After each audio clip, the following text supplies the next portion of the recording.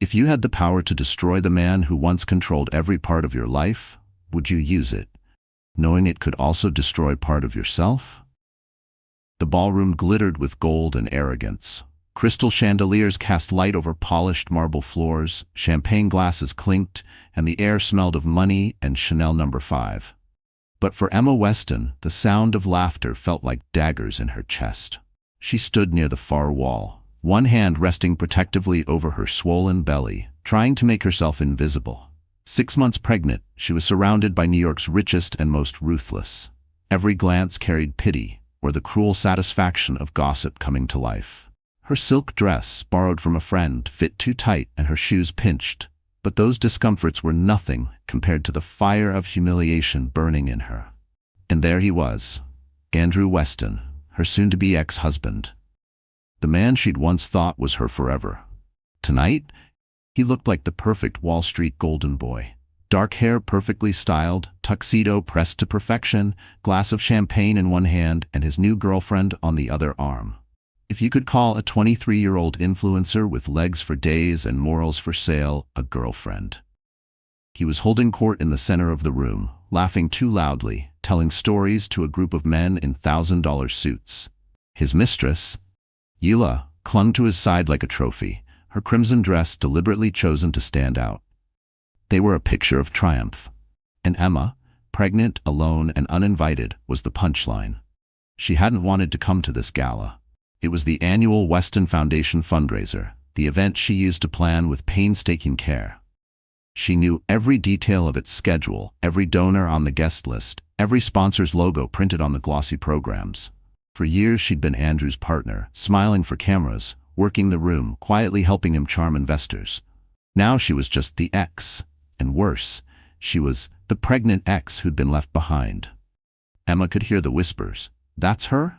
I thought she went back to Pennsylvania already. She looks so tired. I heard he cut her off. Poor thing, pregnant and broke." Every word stabbed at her pride. She clenched her small clutch tighter, telling herself not to cry. She wouldn't give them the satisfaction. Then she heard it. It was Andrew's voice, rising above the noise from near the bar. He had one hand wrapped around Ila's waist, the other gesturing lazily as he spoke to his friends. "She'll beg to come back," he said, smirking.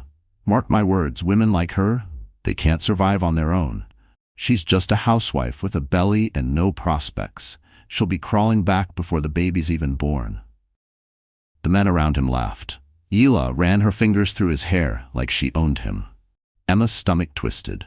She felt hot, dizzy. The words landed heavier than she expected, not because they were true, but because they were meant to destroy her.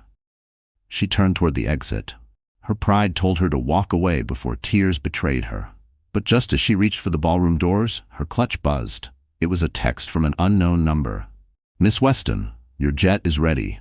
Please proceed to the private terminal. Everything you need is waiting." She blinked at the screen. A jet? A private terminal? Surely this was a mistake, or some cruel prank. No one knew she was here. No one except Andrew, and the idea of him arranging this was laughable. He was too busy humiliating her. Emma looked back toward the bar. Andrew was smiling at her now, a smug, victorious smile like he'd already won some invisible war. She turned back to the text, her heartbeat quickened. Who could possibly be sending her a private jet? And why now? She thought about ignoring it, but something, some small spark of defiance, kept her standing there. She typed back, "Who is this?" The reply came instantly. "Your friend. Time to go. You don't belong here." Friend. The only people who'd ever called her that without wanting something in return were hundreds of miles away. And yet, deep in her chest, she felt a strange pull, a whisper that maybe, just maybe, this was the first step away from the hell her life had become. She stepped out into the cold night air. The city lights glowed against the dark winter sky. Her breath came out in quick clouds as she walked toward the valet stand, still clutching her phone like it might vanish. As the valet brought her coat, another text appeared. "Terminal 3. Ask for Captain Sloan. Do not speak to anyone else." Emma frowned. This was insane. Dangerous, even. And yet, the thought of slipping away before Andrew even realized she was gone felt intoxicating. She could almost taste the shock on his face when he found her missing. A sleek black car rolled up to the curb. The driver stepped out, opened the back door, and said quietly, Miss Weston? Emma hesitated. Who sent you? The man only smiled. You'll see soon enough. She glanced back through the glass doors of the ballroom. Andrew was still laughing, still surrounded by people who thought they mattered. Yila's hand was on his chest. He hadn't even noticed she'd left. Her choice was clear. She slid into the car. The door shut with a soft thud, sealing her away from the noise, the gossip, the humiliation. The driver pulled away from the curb, merging into the endless stream of city traffic. As the gala lights faded into the distance, Emma felt her pulse slow. She didn't know where she was going. She didn't know who was behind this. But for the first time in months, she felt something close to hope.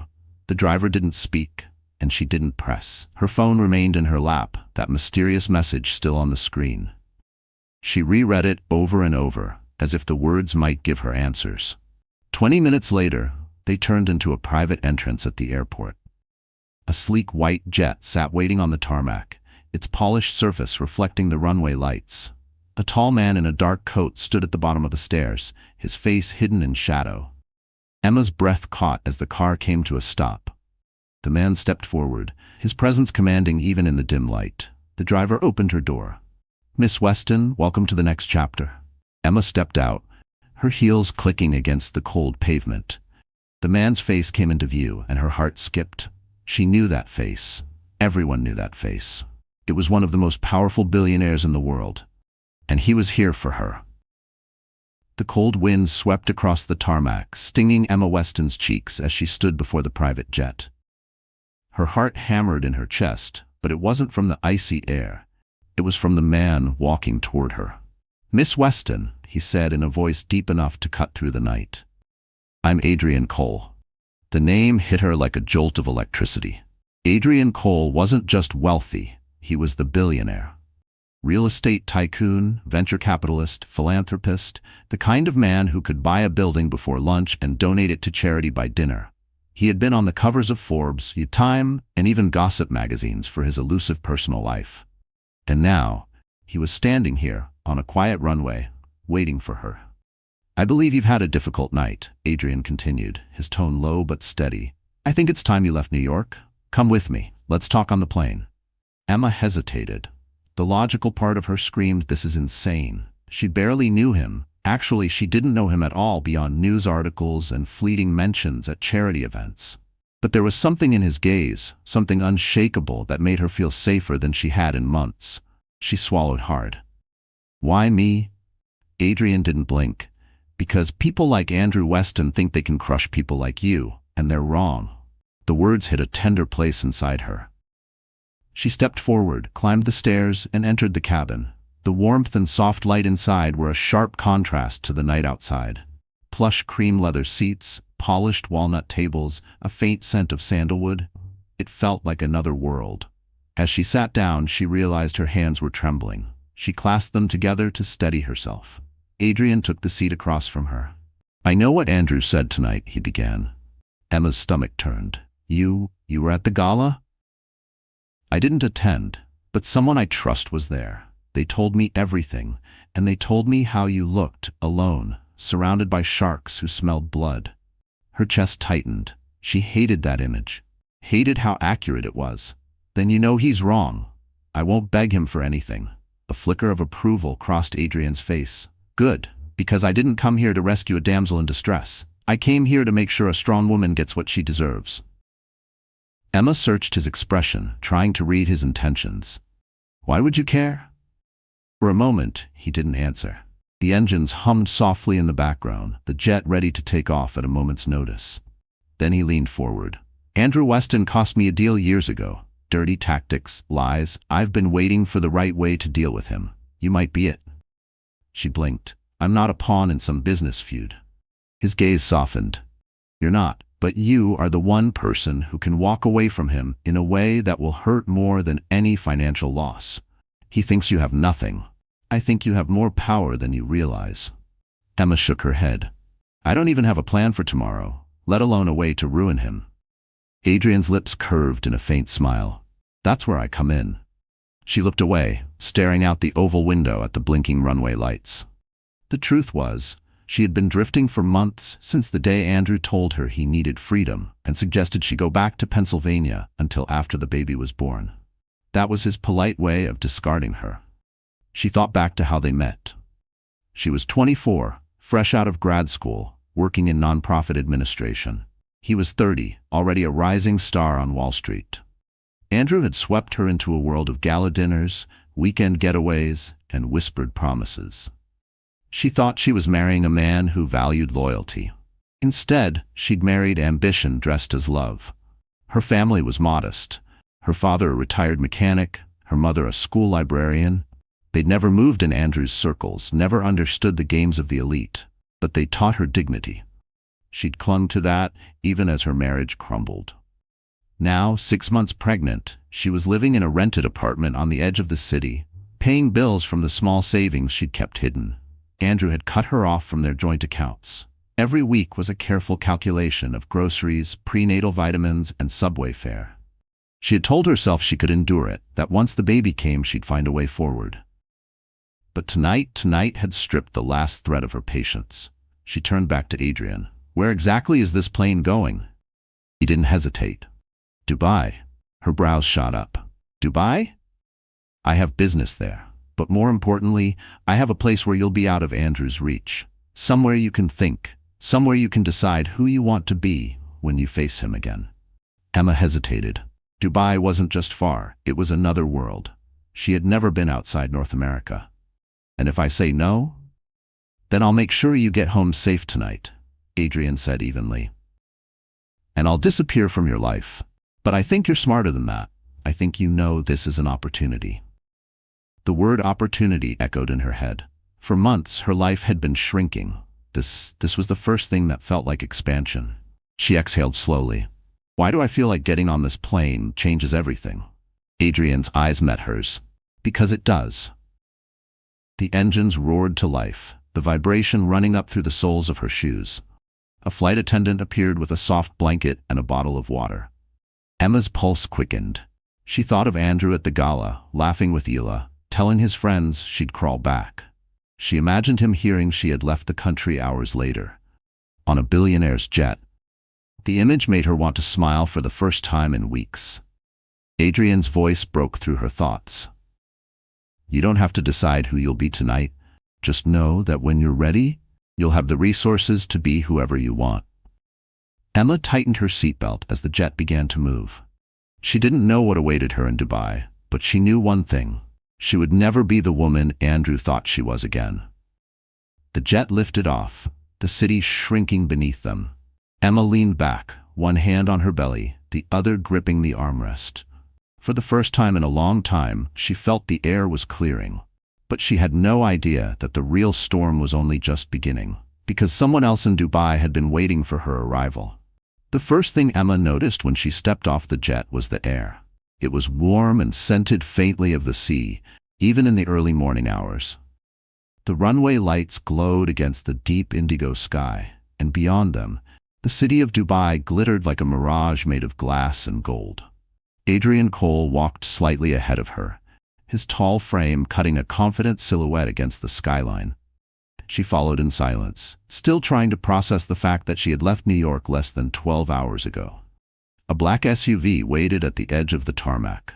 The driver opened the door, and Emma slid inside, sinking into the buttery leather seat. As the car pulled away, the city unfolded before her. Sleek skyscrapers, palm-lined boulevards, and flashes of opulence that made Manhattan look modest. Adrian glanced at her. "We'll go straight to the Palm. You'll be staying in my private villa there." Emma had heard of the Palm Jumeirah, an island shaped like a palm tree, lined with luxury villas and five-star hotels. She had never imagined she'd see it in person, let alone stay there. The SUV glided through the quiet streets, crossing a bridge that curved toward the man-made island. Soon the villa came into view, a sprawling white structure with floor-to-ceiling windows, private gardens, and a pool that seemed to spill into the Arabian Gulf. When the gates opened, Emma's breath caught. It was the kind of place she had only seen in magazines. Inside, the villa was a study in understated elegance, marble floors, cream walls, and art that looked like it belonged in a museum. The living room opened onto a terrace with panoramic ocean views. Adrian handed her a keycard. "This is your space for as long as you need it. You'll have staff for anything you require, but they'll respect your privacy." Emma set her small overnight bag on the couch. It looked out of place in a room that probably cost more than her old apartment. "Why are you doing this?" she asked finally. Adrian leaned against the doorframe, his expression unreadable. "Because Andrew Weston believes you're powerless. I want to prove him wrong, and maybe prove something to myself." Her brow furrowed. "Prove what?" "That sometimes the right people deserve to win," he said simply. They ate breakfast on the terrace, fresh fruit, pastries, and coffee so smooth it barely needed sugar. The sun rose higher, turning the water a brilliant turquoise. For the first time in months, Emma felt the tightness in her chest ease. But she couldn't shake the question. What came next? Adrian seemed to sense her thoughts. "Rest today. Tomorrow, we start planning." "Planning for what?" He smiled faintly. "Your reinvention." Emma looked down at her hands. Reinvention sounded like something from a self-help book, not real life. "You make it sound easy." "It's not," he said. "But you have an advantage. You're underestimated. People won't see you coming." Her mind flashed to Andrew's smug face at the gala, the way he'd declared she'd begged to come back. The thought of wiping that look off his face was tempting. That afternoon, Emma wandered the villa's gardens. Bougainvillea spilled over the walls, and the sound of waves lapped softly in the distance. She felt her baby kick, a reminder that she wasn't just making decisions for herself anymore. She was still on the terrace when her phone buzzed. A message from an unknown Dubai number. "Welcome to the city, Emma. We've been expecting you." Her stomach tightened. She looked around, half expecting to see someone watching from the street. When she showed Adrian the message, his expression hardened. "Delete it. I'll have it traced." "Who could know I'm here?" she asked. "Fewer people than you think," he said, "which means whoever sent it wanted you to know they're close." That night, Emma couldn't sleep. She lay in the king-sized bed, the sound of the waves mixing with the hum of the villa's air conditioning. Her mind spun with questions. Who had been expecting her? And what did they want? By morning, she decided to push the thought aside, at least until she knew more. She dressed in one of the simple linen dresses provided for her and met Adrian in the study. He gestured to a sleek laptop on the desk. "We're going to start with information. Everything Andrew's been doing for the last 6 months. His deals, his debts, his allies. If we're going to counter him, we need to know the ground." Emma hesitated. "I'm not sure I want to spend my time digging through his dirt." Adrian's gaze was steady. "Then think of it this way. You're learning how to protect yourself. Knowledge isn't just power, it's insurance." She nodded slowly and sat down. For the next few hours, she scrolled through documents, news articles, and whispers from the finance world. Some of it was public record. Some of it clearly wasn't. The more she read, the more she realized Andrew's empire wasn't as solid as he made it look. There were cracks, lawsuits in early stages, risky investments, whispers of regulatory trouble. By midday, she leaned back in the chair. "He's vulnerable." Adrian's lips curved in a half-smile. "Exactly. Now we just need to decide how you want to use that." Emma looked out at the glittering water. Part of her wanted to walk away from it all, to build a quiet life for herself and her child, far from Andrew's shadow. But another part, the part still burning from humiliation, wanted justice. "I don't want to destroy him," she said finally. "I just want him to know he was wrong about me." Adrian nodded. "Then we'll make sure he does." They were interrupted by the arrival of a visitor, a woman in her 30s dressed in tailored cream linen and oversized sunglasses. She walked into the villa like she owned the place, kissed Adrian on both cheeks, and turned to Emma with a warm smile. "You must be Emma. I've been dying to meet you," she said in a lilting accent. "I'm Layla, Adrian's friend." Emma shook her hand, unsure how to place her. Layla's eyes were sharp, assessing. "You've stepped into an interesting story," she said softly. "I hope you're ready for what comes next." Before Emma could respond, Layla turned to Adrian. "They know she's here. We don't have much time." Emma's pulse spiked. "Who's they?" Adrian's expression darkened. "People who want to make sure you never get the chance to prove Andrew wrong." And by nightfall, one of them would make their move. The call came just after sunset. Adrian's phone buzzed on the terrace table, and Emma watched his jaw tighten as he read the screen. He excused himself, stepping into the shadows of the garden. Layla sat across from Emma, swirling her iced tea. "You should know," Layla said quietly. "Andrew Weston isn't just a selfish man. He's dangerous when he feels he's losing control." Emma kept her eyes on the horizon. "I'm not afraid of him." "You should be," Layla replied, her tone sharper now. "He's in Dubai." Emma's head snapped toward her. "That's impossible. He doesn't even know Layla cut her off. "He knows. He arrived this afternoon on a corporate jet, and he's not alone." Emma felt her pulse quicken. "Ela?" Layla gave a humorless smile. "And two men who aren't there for sightseeing. One of them has the kind of face you only see guarding VIPs or collecting debts." Before Emma could respond, Adrian returned. His expression confirmed everything Layla had just said. "They're at the Burj Al Arab," he said. "Top floor suite." Emma's hands gripped the edge of the table. "Why would he come here?" Adrian's eyes met hers. "Because the idea of you disappearing scares him more than you crawling back. He built his ego on the belief that you couldn't live without him. If you prove otherwise, he loses more than pride. He loses influence. And men like Andrew don't let go easily." That night, the villa's usual calm was gone. Adrian doubled security. 2 men at the gates, another on the beachside. Layla stayed close, moving with the restless energy of someone who expected trouble. Emma tried to sleep, but every sound made her heart race. At midnight, she heard voices in the hallway. She slipped from bed, pulling on a robe, and found Adrian standing near the front door, speaking to one of the guards. "They were watching from the shoreline," the guard said. 2 men. One had binoculars. Emma felt a chill run through her. Adrian turned to her. "You're safe, but we need to move fast. If Andrew is here to intimidate you, he won't stop at watching." The next morning, Emma decided she was done hiding in the villa. "I want to see him," she told Adrian. "That's a bad idea," he said flatly. "He came here for a reason. If I keep hiding, I'm letting him control the story." Adrian studied her for a long moment, then finally nodded. "Fine, but we do it my way." By afternoon, Emma found herself standing in the marble lobby of one of Dubai's most exclusive hotels. The air smelled of jasmine and expensive cologne, the floor gleamed like still water, and a grand chandelier glittered overhead. Adrian had arranged a private meeting in one of the lounges. Security flanked the entrance, but Emma felt the tension coil tighter in her chest as the glass doors opened. Andrew Weston was already there, sitting in a leather armchair with a view of the sea. Ela lounged beside him, her red lips curved into a smirk.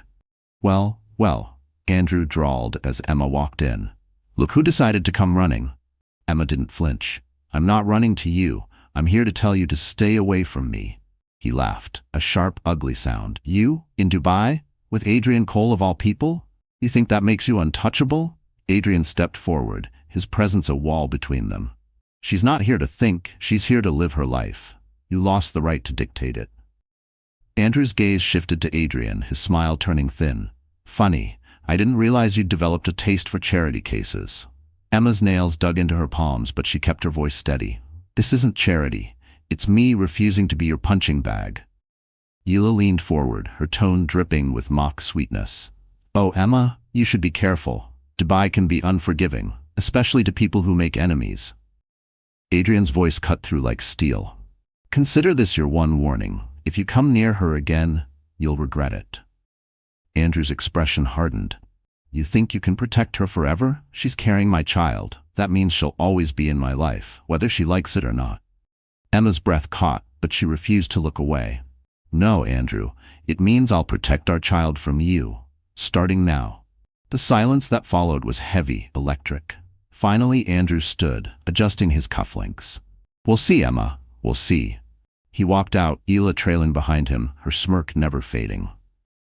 Back in the SUV, Emma stared out the window, the city's glittering towers blurring past. "He's not going to stop," she said quietly. "No," Adrian agreed, "which is why we can't just defend. We have to strike back." That evening, Adrian called a meeting in the villa's study. Layla was there, along with a man Emma didn't recognize, tall, with sharp features and an accent she couldn't place. "This is Karim," Adrian said. "He specializes in difficult problems." Karim inclined his head. "I hear you want to keep someone out of your life. I'm very good at making that happen." Emma shifted uncomfortably. I'm not looking to hurt him. Karim's smile was slow. Sometimes the deepest cuts aren't physical. Adrian slid a folder across the table. We've been gathering information. Andrew's vulnerable in ways he doesn't want the world to know. Emma hesitated, then opened the folder. Inside were documents, financial reports, contracts, photographs, each one a thread in a web she had never seen before. She looked up at Adrian. If we use this, it changes everything. That's the point, he said. She thought of her baby, of the life she wanted to build, one free of fear and manipulation. She thought of Andrew's voice at the gala, telling his friends she'd beg to come back. Emma closed the folder, her decision made. Then let's start. Because if Andrew Weston wanted a war, she was ready to give him one. The next morning, the villa buzzed with quiet urgency. Karim spread documents across the dining table like a general preparing for battle. Layla leaned against the counter, scrolling through her phone, occasionally smirking at whatever message she was sending. Emma sat at the head of the table, coffee untouched, her eyes scanning the papers Adrian had placed before her. These, Adrian said, tapping a set of contracts, are Andrew's Achilles heels. 3 pending deals that look good on paper but are built on shaky financing. If the wrong investors get nervous, Emma caught on quickly. The deals collapse, and Andrew's reputation takes a hit. Not just a hit, Karim said in his smooth, accented voice. A wound that bleeds trust. Once his partners doubt him, they'll abandon him. Emma's stomach twisted, not from doubt, but from the realization of what she was agreeing to. She wasn't just defending herself anymore. She was about to go on the offensive. What's step 1? She asked. Step 1, Adrian said, is information. You're going to reach out to someone Andrew trusts, a contact from his world who has no idea you're here. Emma blinked. And they'll talk to me? Adrian's lips curved faintly. They will if they think you're ready to make a deal of your own. By afternoon, Emma was sitting in a discreet corner of a Dubai cafe, sunglasses shielding her face. Across from her was Malcolm Price, one of Andrew's longtime associates. He was older, silver-haired, with the kind of polished manners that belonged to men who'd spent their lives closing deals over expensive dinners. Emma Weston, he said, shaking his head. I didn't expect to see you. Well, anywhere near Andrew's territory. She smiled politely. I'm not here for Andrew. I'm here because I think we might be able to help each other. Malcolm sipped his espresso, curiosity flickering in his eyes. Go on. Emma slid a single folder across the table. This is a preview of something I'm working on. If it interests you, there's more where that came from. He opened it, scanning the numbers. His brow furrowed. These are projections for the Berm project, Andrew's most guarded development. Emma kept her tone calm. Let's just say I'm not as out of the loop as he thinks, and I know the investors behind this project wouldn't be happy if they knew the real numbers. Malcolm studied her for a long moment. You're playing a dangerous game. Not a game, she said quietly. A correction. When she left the cafe, Adrian was waiting in the SUV. How'd it go? He's hooked, she said. He won't go to Andrew right away. He'll confirm the numbers first, by the time he does. Adrian nodded. The foundation will already be shaking. Back at the villa, Emma allowed herself a moment of satisfaction. She imagined Andrew hearing about the leak, his perfect composure cracking. But the victory was short-lived. That evening, Layla stormed into the living room, tossing her phone onto the couch. We've got a problem. Emma's heart lurched. What happened? Andrew's making his own move, Layla said. He's told half the business community here that you're unstable, that you ran off to Dubai in some kind of breakdown. He's painting you as unfit. Emma's hands tightened into fists. He's trying to discredit me before I can act. Karim appeared in the doorway, expression unreadable. He's also hired someone, not a lawyer, not a PR agent, someone from outside the usual channels. Emma met his eyes. What does that mean? It means he's done playing polite, Karim said. Whatever he's planning, it will feel personal. That night, Emma couldn't shake the unease curling in her gut. She walked the terrace, the sound of the waves failing to calm her. Every shadow seemed sharper, every sound louder. Around midnight, she saw movement at the edge of the property, a figure standing just beyond the pool lights. Her breath caught.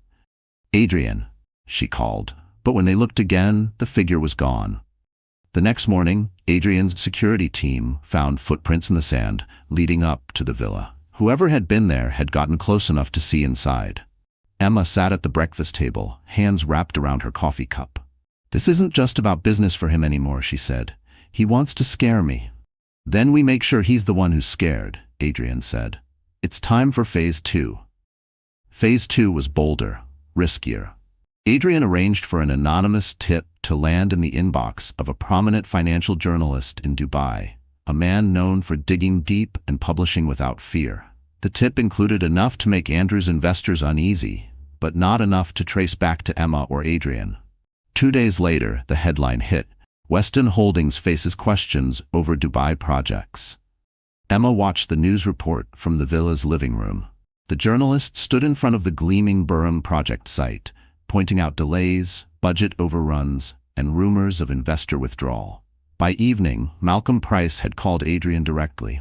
"Your friend Emma may have started something she can't stop," he said. "Andrew is furious, and he's looking for a way to hit back, hard." Emma hung up the phone, her pulse pounding. "Let him be furious," she said. "He deserves to know what it feels like to be powerless." But even as she said it, she couldn't ignore the nagging thought at the back of her mind. Andrew was unpredictable, and men like him never accepted defeat quietly. That night, as she lay in bed, her phone buzzed. A single message lit up the screen. "Enjoy your view. You won't have it for long." She sat up, heart racing. This wasn't just a business war anymore. It was about to get personal in a way she had never imagined, and the first blow would land sooner than she thought.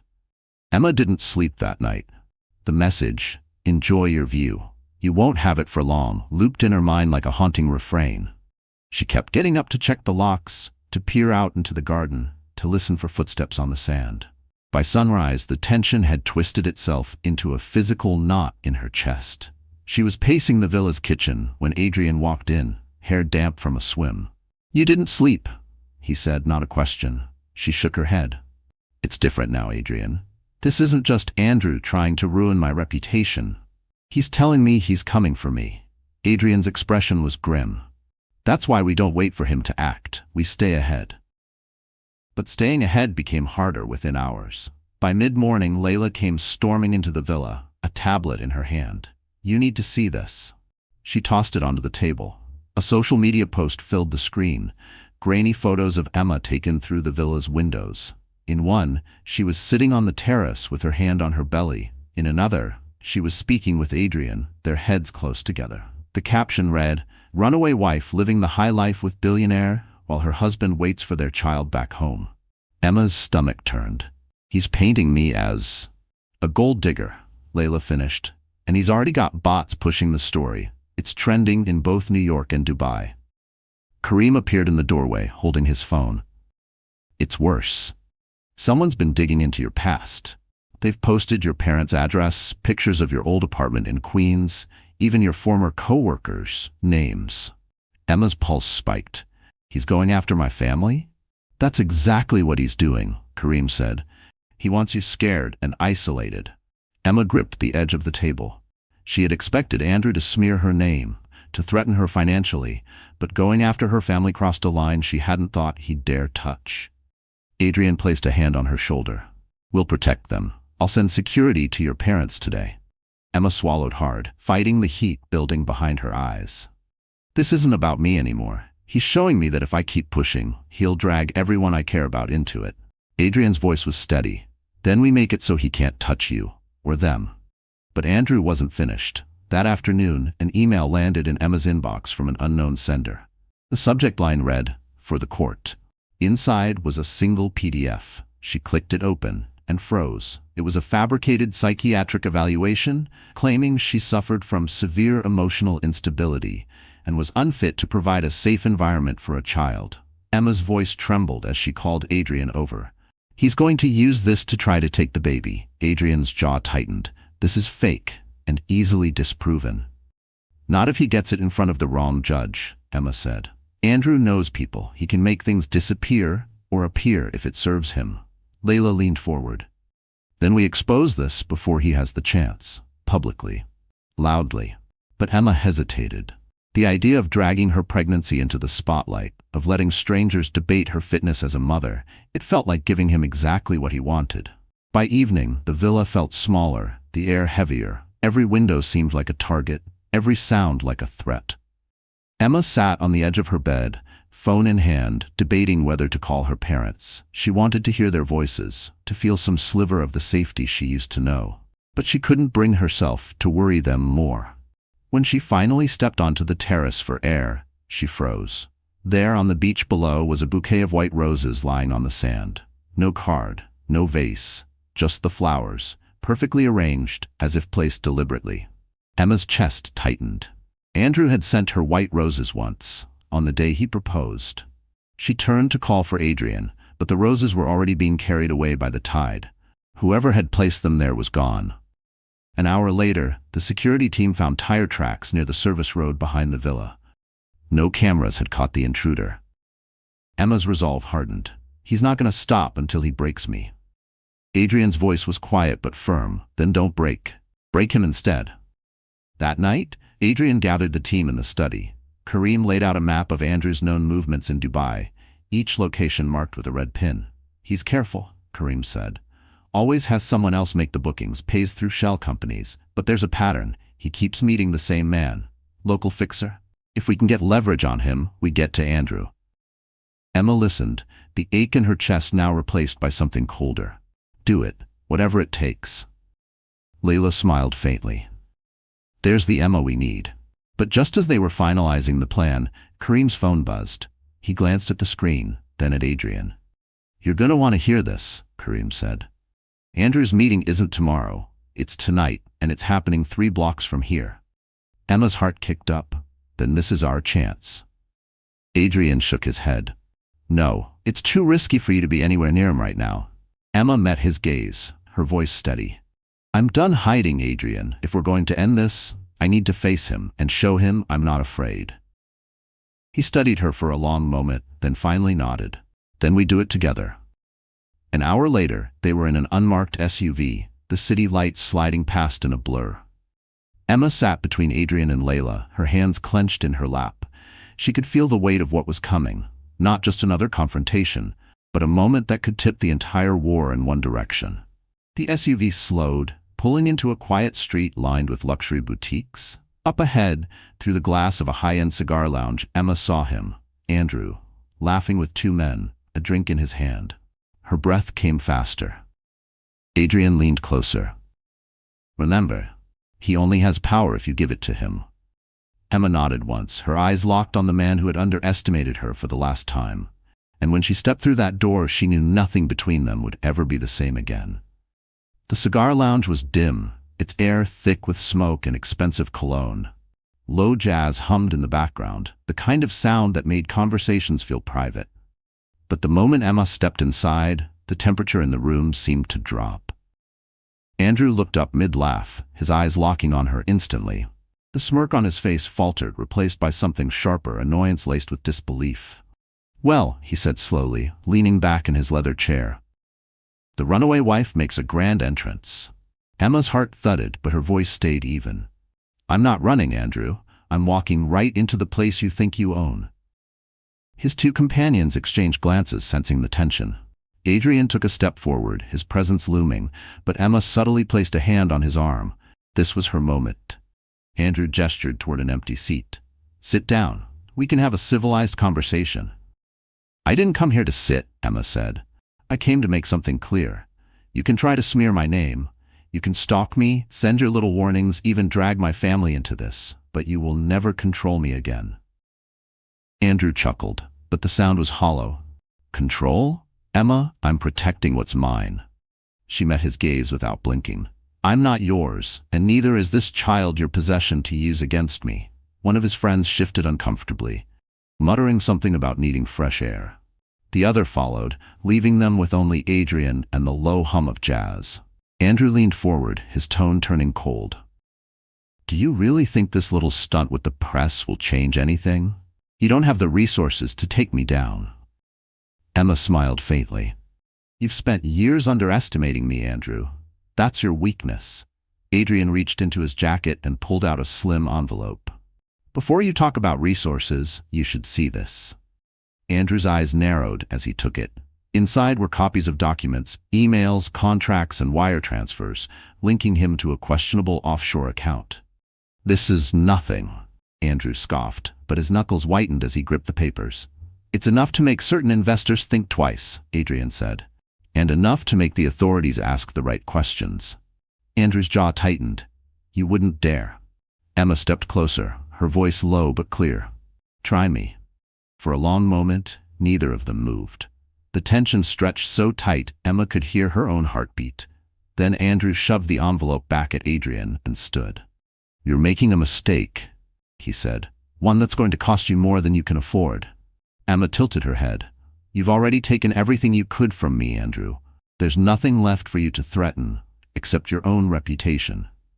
His eyes narrowed, but for the first time, she saw something flicker behind them: uncertainty. He brushed past them, muttering something under his breath, and disappeared into the night. Emma exhaled slowly, the adrenaline making her hands tremble. Adrian touched her shoulder. "You just won your first round." Outside, the Dubai night was alive with neon lights and the hum of luxury cars gliding past. They climbed into the SUV, the weight of what had just happened settling over them. Back at the villa, Karim was waiting. "I saw him leave in a hurry," he said. "That's good. It means you rattled him." Emma sank into the couch. "I didn't just want to rattle him. I wanted him to know I'm not afraid anymore." Layla smirked. "Trust me, he knows. And now he's going to make mistakes. Men like him always do when their ego takes a hit." For the first time in weeks, Emma felt something like momentum, like she wasn't just reacting, but steering the fight. The next morning brought confirmation. News broke that one of Andrew's Dubai investors had abruptly pulled out of the Burm project, citing irregularities in the financial structure. Emma read the headline over breakfast, a slow smile spreading across her face. "Round one," she murmured. Adrian raised his coffee mug in a toast. To round two. But victory didn't erase the danger. Later that afternoon, Karim received intel that Andrew had been meeting with a local fixer who specialized in making problems disappear. Emma felt her stomach tighten. Disappear how? Karim's expression was unreadable. "Depends on the client's imagination and budget." Adrian leaned forward. "We double security, and we stay on offense.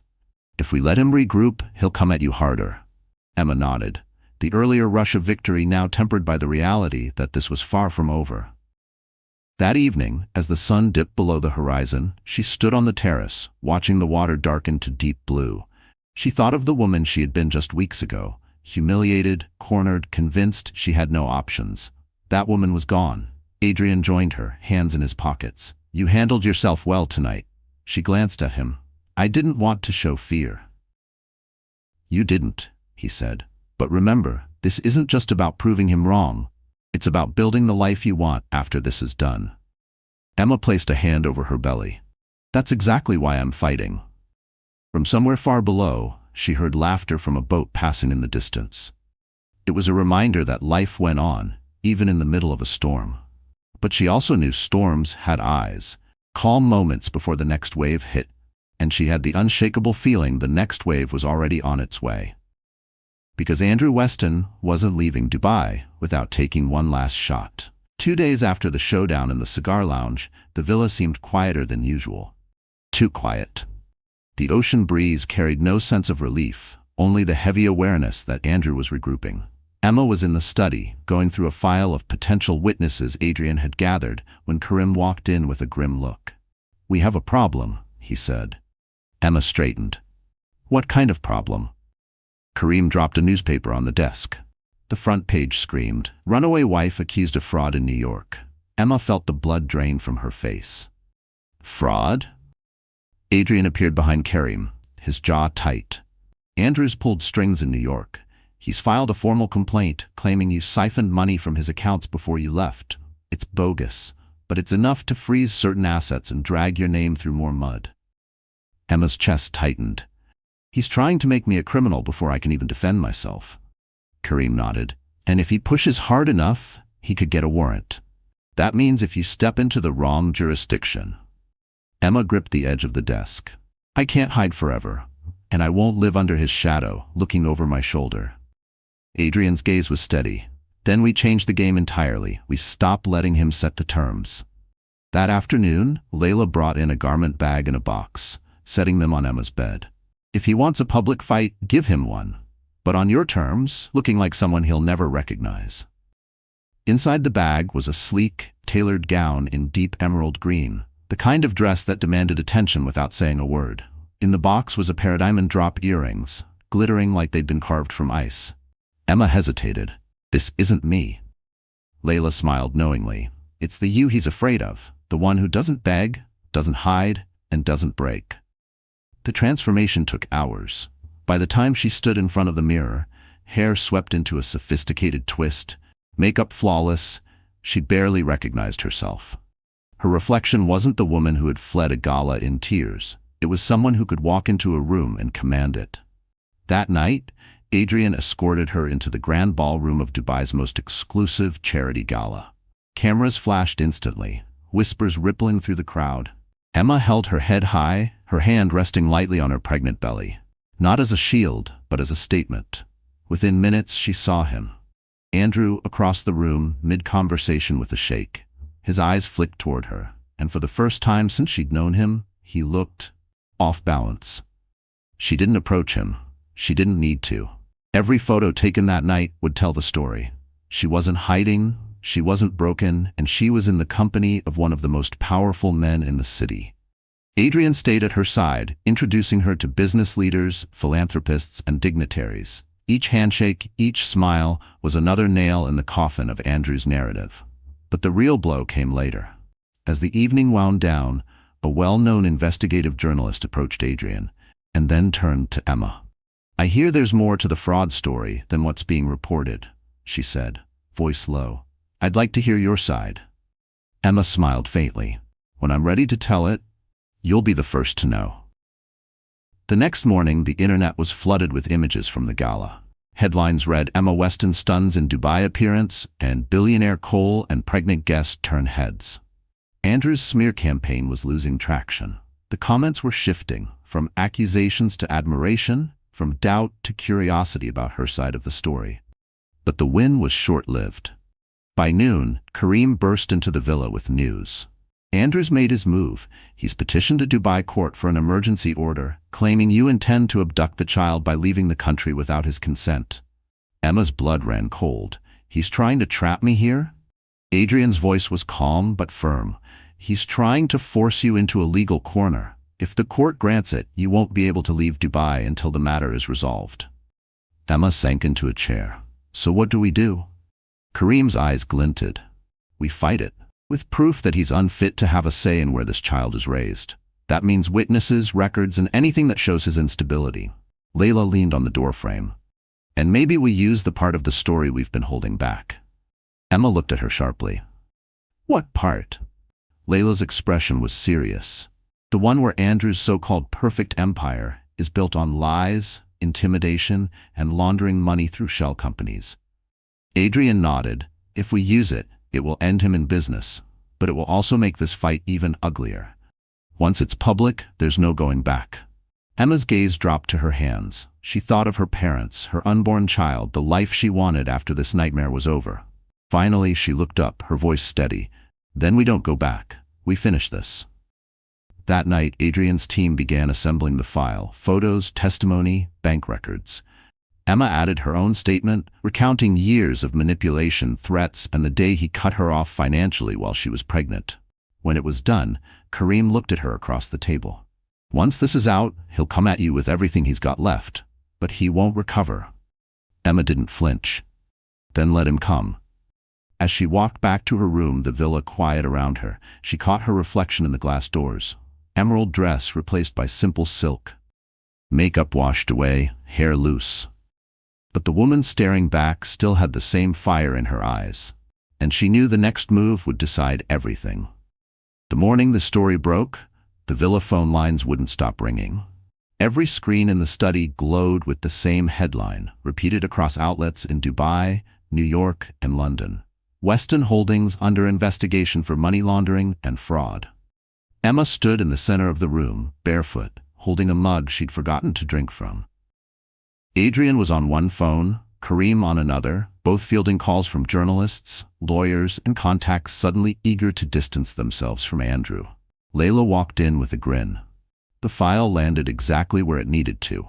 Multiple sources confirmed it, and the authorities are already freezing his accounts. Emma sank onto the couch, the shock still settling in. So it's real. It's actually happening.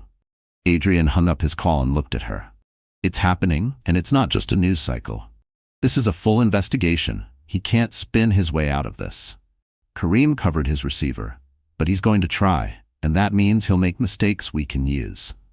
Within hours, footage emerged of Andrew leaving a meeting at the Burj Al Arab, shoving past reporters who shouted questions about offshore accounts and falsified contracts. His face, once the picture of control, was tight with fury. Emma watched the clip twice. He's unraveling. Exactly what we needed, Adrian said. But Andrew wasn't the type to fade quietly. By afternoon, a statement from his legal team hit the press, denying all allegations and accusing Emma of being a calculated smear campaign fueled by a jealous third party. Layla laughed aloud when she read it. He's blaming you and Adrian for exposing his crimes, which only keeps your names in the headlines. Emma set her mug down. I don't want to be famous for this. I just want to be free. Adrian's voice softened. And you will be. But right now, you have to hold steady. The worst thing you can do is disappear and let him control the narrative again. That night, Emma agreed to her first on-the-record interview. It wasn't with a sensationalist outlet, but with a respected investigative journalist who had been covering corporate corruption for years. They met in a private hotel suite, cameras discreetly set up in the corner. The journalist began gently, asking about her marriage, the early warning signs, the moment she knew she had to leave. Emma spoke plainly, her voice steady despite the knot in her chest. She told the truth about the manipulation, the financial control, the intimidation. She didn't cry. She didn't exaggerate. When the journalist asked if she had anything to say directly to Andrew, she paused before answering. Yes, she said finally. I want you to know you were wrong. I didn't beg to come back. I built a life without you, and now the truth is here for everyone to see. The interview aired the next day. It wasn't just clips or sound bites. It was 20 uninterrupted minutes of her telling her story, supported by documents and testimony. The response was overwhelming.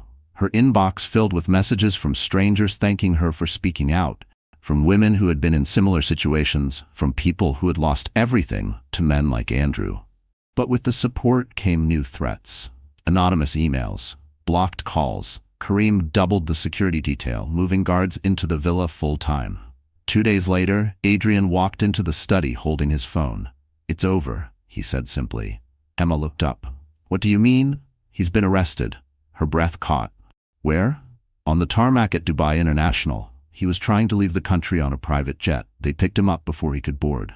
Emma set her coffee aside, her hands trembling slightly. So, it's really over? Adrian sat beside her.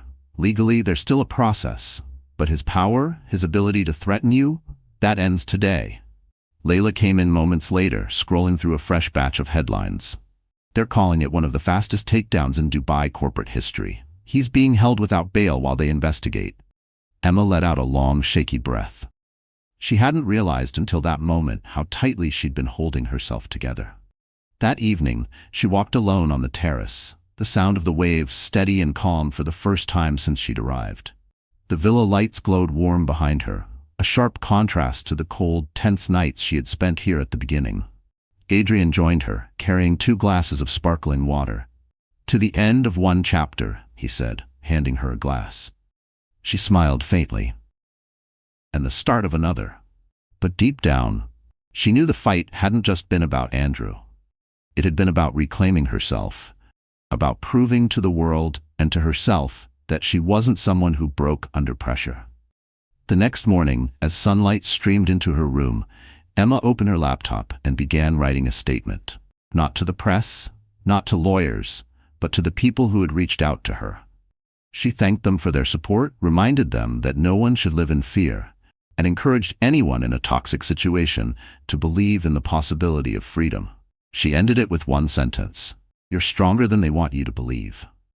She hit send before she could overthink it. By noon, her message was everywhere, shared, quoted, reposted, not as gossip, but as a rallying cry. And for the first time in months, Emma felt like she was standing on solid ground. But she also knew part 10 of her story. The life she would build after all of this was only just beginning. It had been 3 weeks since Andrew's arrest. Dubai's skyline still glittered at night, but for Emma, the city no longer felt like a battleground. The villa was quieter now. No security rushing in with urgent news, no hushed strategy meetings at midnight. Every morning, she would wake to the sound of waves against the shore and sunlight spilling across the balcony. She would touch her belly, feeling the steady rhythm of new life, and remind herself that she'd made it here, through fear, through humiliation, through war, and come out standing. Adrian had insisted she take time for herself. "You've been fighting for months," he told her. "Now you need to live." So she did.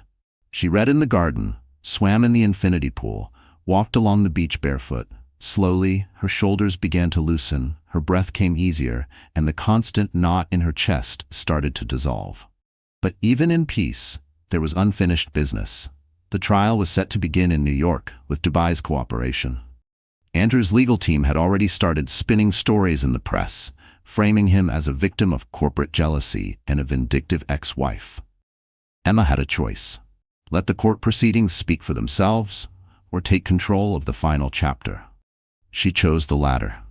With Adrian's help, she arranged a press conference at a prestigious Dubai hotel. The ballroom was filled with journalists from around the world, cameras flashing the moment she stepped onto the stage. She wore a cream-colored dress, simple, elegant, and no jewelry except her wedding band from years ago, which she held in her hand. She began quietly, thanking the press for coming, and then she told her story in full. Not the clipped, careful version she'd shared before, but the truth from the beginning. The whirlwind romance, the subtle control, the isolation, the fear. She described the night she left, the pregnancy she faced alone, and the calculated campaign Andrew had launched to destroy her. She didn't cry, but her voice carried the weight of someone who had lived every word. Then she held up the ring. "This," she said, "was supposed to symbolize love. Instead, it became a reminder of everything I survived. Today I return it, not to him, but to the past, because it no longer owns me." She placed the ring on the podium and stepped back. The room erupted in flashes and questions, but she answered only one. "What do you want now, Emma?" She smiled. "A life where my child grows up knowing strength, kindness, and the value of truth. That's all." The footage spread globally within hours. By evening, her face was on every major news outlet, not as the disgraced wife Andrew had tried to paint her as, but as a survivor who had fought back and won. In the days that followed, messages poured in again, more than before. Women shared their own escape stories. Men offered apologies for not seeing the warning signs in their own families. Strangers thanked her for giving them courage. And then one morning, a letter arrived from New York. It was from Andrew's younger sister, a woman Emma had barely known. "Thank you for standing up to him," it read. "You've done what none of us could. Maybe now he'll finally face who he is." Emma folded the letter and tucked it into a drawer, knowing it was something she'd keep forever. Life began to take shape again. Adrian, true to his word, gave her space but remained by her side, never overstepping, never assuming. Layla became more than an ally. She became a friend, the kind who could make Emma laugh even on the days when exhaustion threatened to drag her under. One evening, Adrian invited her to a small rooftop dinner overlooking the city. As the sun dipped behind the skyline, casting the sky in shades of gold and pink, he raised a glass. "To new beginnings," he said. Emma clinked her glass against his. "And to finally breathing again." They talked about the future, where she might want to live once the trial ended, what kind of home she envisioned for her child. For the first time, the conversation wasn't shadowed by what Andrew might do. Weeks later, the verdict came in from New York. Guilty on multiple counts of fraud and money laundering. Andrew was sentenced to prison, his assets seized, his empire dismantled. The news was met with cheers from some, shock from others. For Emma, it was neither. It was simply closure. That night, she stood on the villa's balcony, the warm wind lifting her hair, and whispered a silent goodbye to the fear that had followed her for so long. She knew life wouldn't be perfect. There would be challenges ahead, moments of doubt, days when she'd feel the weight of it all again. But she also knew she had the strength to face it, and the support of people who had proven themselves in the darkest hours. As she turned to go inside, Adrian appeared in the doorway. "Ready?" he asked. "For what?" She smiled. "For whatever comes next." She took his hand. "Yes, more than ready." And with that, they stepped inside, leaving the balcony door open so the sound of the waves could follow them, a reminder that even after the fiercest storm, the tide always returns to calm. Because Emma Weston hadn't just survived, she had reclaimed her life, and this time she would live it on her own terms. So the story has ended. My wonderful friends, are you still here with me right now? If you are, it means something in this journey has touched your heart, even if just a little. And that matters, because what we take from stories isn't just entertainment, it's a mirror. A mirror to see our own courage, our own fears, our own quiet strength that sometimes we forget we have. Emma's fight wasn't only against a man, it was against the shadow of her own doubt.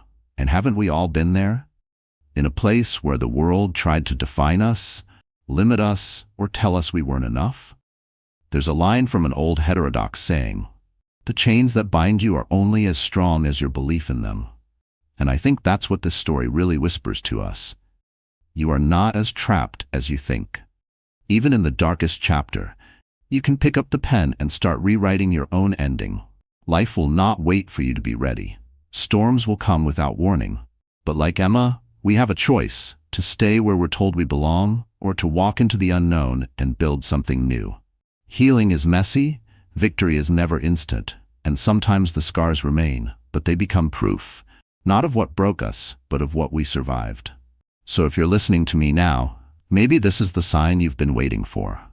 Maybe it's time to step forward, even if your voice shakes, even if the ground feels unsteady.